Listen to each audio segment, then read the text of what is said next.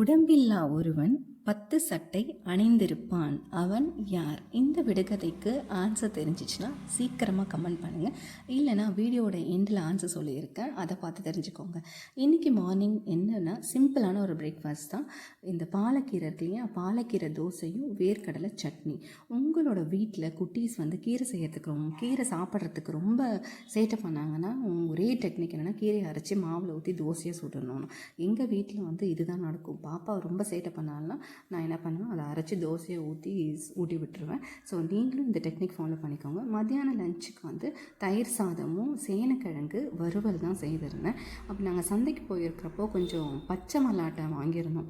அது வேர்க்கடலை இருக்கு இல்லையா, பச்சை வேர்க்கடலை வாங்கியிருந்தோம். அதை நான் கொஞ்சம் பாயில் பண்ணியும் வச்சுக்கிட்டேன். நான் வீடியோ ஸ்டார்டிங்கில் சொன்ன விடுகதைக்கு வெங்காயம் தான் ஆன்சர். நீங்கள் எத்தனை பேர் கரெக்டாக சொன்னீங்கன்னு பாருங்கள். பாய்.